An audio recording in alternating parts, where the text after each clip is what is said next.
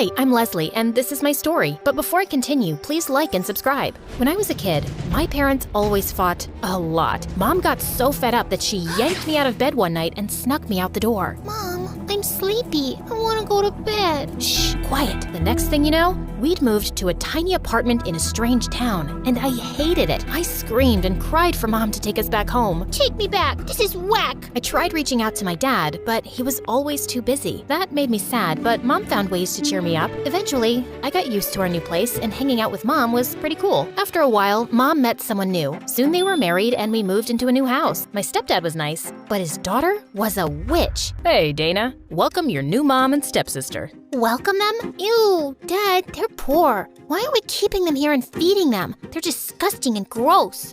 She's just kidding. She's a little shy. She's a sweetheart once you get to know her. Dana was the worst. She threw ketchup in my face, turned the lights off when I was reading, tossed my clothes out the window, and stole all my toys. I tried to tell my mom what was going on. Hey, babe, we're guests here. Dana is a bit spoiled, but we have to learn to accept her. Thank God Dana and I didn't go to the same school. Dana went to an expensive school for brats, and I begged my mom and stepdad to let me stay at my old school. But a few years later, things took a turn. My stepdad's company lost a ton of money, and he couldn't keep up with the bills. Girls, money is tight, so we'll have to enroll both of you in public school. Public school? No! Dana threw the biggest tantrum and refused to eat for a week, though I caught her sneaking cookies from the kitchen at night. On the first day of school, Dana acted like a total spoiled brat. Hey, everyone. You might see this girl talking to me, but that doesn't mean we're related. She's just our maid. No, she's our maid. No, she's our maid. No, she is our maid. No, she is our maid. Dana and I fought all the time. We shouted at each other in the hallway, had a food fight in the cafeteria, and one time during science class, we started shoving each other and accidentally hurt the teacher who was trying to separate us. She ended up with a broken nose. The kids thought we were insane. Neither of us had any friends. I mean, I couldn't blame them. Dana was a crazy witch, and well, I'm cool, but shy and weird and insecure and invisible, so yeah. After weeks of being outcasts, we grew a bit closer, just a bit, because we were lonely and we only had each other. Then one day in first grade, our parents sat us down to give us some news. We're gonna have a baby. Oh, really? That's cool. A baby? Why would you go and do a stupid thing like that? The baby came and my parents were so happy. A beautiful little boy. Isn't he precious? Let's call him Sam. I fell in love with Sam immediately, even though he was annoying. He cried a lot and puked and peed all over the place. Dana avoided Sam like the plague. She'd lock herself in her room and only came out to eat. Look at his stupid, dirty face. OMG, why is he throwing food everywhere? I played with Sam every day. You're so good with him, honey. Could you watch Sam while Dad and I run some errands? Sure, no problem. As time went on, Mom and Dad started leaving him with me all the time. Eventually, I was Sam's permanent babysitter. When Sam turned 2, he turned into a maniac. He drew on the walls with crayons, smashed an expensive vase, and poured milk in my dad's office drawer. And they blamed me every time. That vase cost a fortune. I'm taking it out of your allowance. But it's not my fault. I told you so. Told me what? That the brat was a bad idea. It's only gonna get worse. And Dana was right. One day I had a huge chemistry test and told my parents way in advance that I needed to study, but they still shoved Sam in my face and just left. I'd had enough. I dropped Sam off in Dana's room and headed out the door. Where do you think you're going? I'm done with this family. I'm out of here. You can't just leave me with this thing. Watch me. Look, Sammy, she has cookies. Sam grabbed Dana and I walked out the door.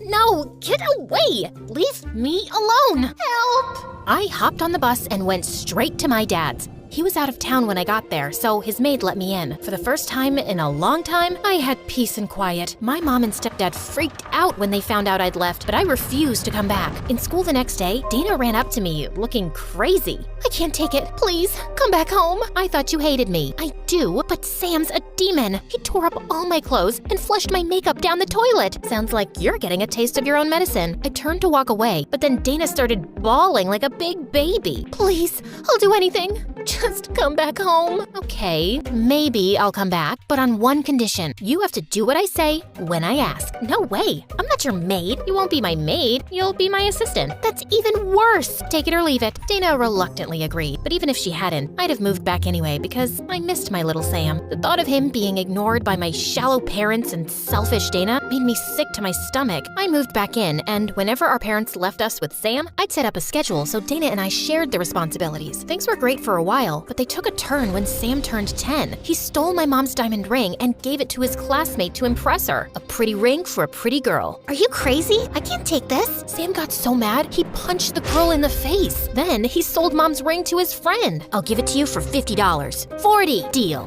One day, Sam's teacher called my parents in for a meeting. Of course, they were too busy to go and sent me and Dana instead. We came because our parents have leukemia. Oh my God. No.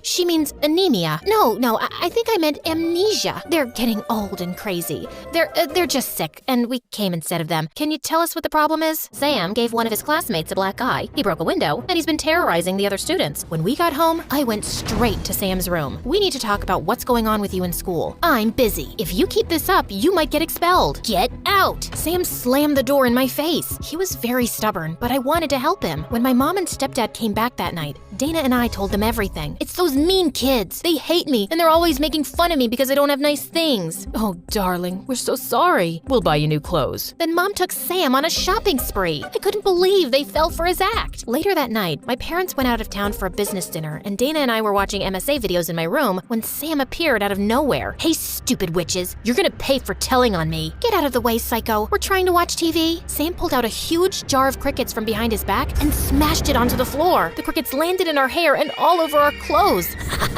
Get them, my pretties. A couple of months later, Mom and Stepdad called us into the living room to tell us we were moving into a brand new fancy house. So, wait, we're rich again? Yes, we have twice as much money as we had before. Thank God. I hated being poor. Now I can go to a fancy college. Only the best for my daughter. A month later, Dana left for college in another city. I could have gone away too, but I was too worried about Sam, so I got enrolled in a college close to home. But soon after, my stepdad enrolled Sam in an expensive private school, and he started hanging out with these spoiled rich kids. I had to make sure that he didn't get into some big trouble. In my sophomore year, I was reading in the park one day when suddenly I spotted a big dog running at crazy speed with a guy my age trying to grab his leash. His name was Alex, and he was a senior in my university. I gave him my hoodie, and we ended up talking for a while. I hadn't even realized 2 hours had gone by. Oh shoot, I gotta go. I gotta check in on my little brother. So, how do I get your hoodie back to you? Maybe I could take you out for dinner tomorrow? Oh, I'm sorry, but with the university and some things at home,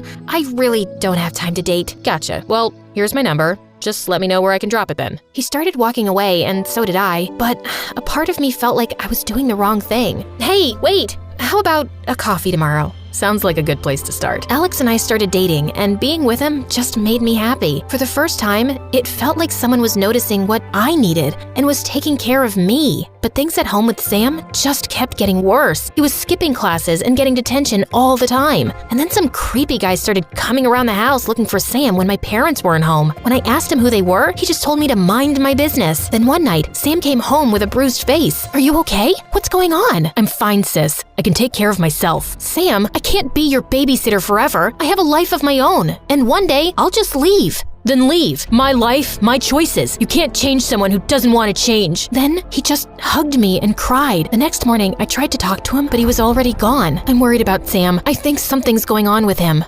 You worried too much, honey. Sam's fine. Have you seen his face? He said he got hurt during football practice. Ugh. Soon after I graduated, Alex proposed, and I was over the moon. I'd have to move out, but I would only be 10 minutes away from Sam. Not that he seemed to care much either way. And on my wedding day, Sam was nowhere to be found. I kept calling him, but I couldn't get through, and we couldn't postpone the ceremony any longer. I felt so upset that he had missed this. But 2 hours later, I finally got a panicked call from Sam, asking me to pick him up from some bad neighborhood.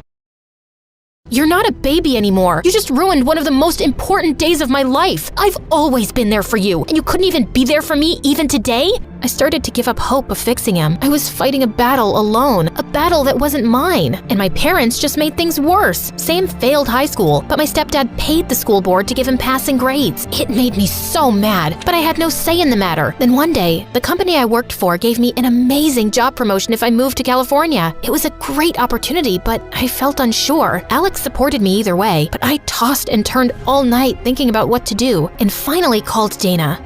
You've got one life, Les. You can either live it for Sam or live it for yourself. Sam had started interning at his dad's firm, but I observed him for some weeks and saw that he still had the same kind of friends and was still blowing money and partying the same way. And I finally made my decision. What? You're going to California? That's across the country. I need you here, Les. No, not really. You only need me around to clean up your messes, but I'm done doing that, Sam. You were right. You can't change someone who doesn't want to change. Leslie, please. You're all I have. You've got Mom and Dad, and they'll take care of you in their own way. You're their kid. I just can't be your parent anymore. But you're my big sister, and I'll always be there for you as that. So when you decide to fix your ways, come and see me, okay? I love you, Sam, but I'm leaving. It's time.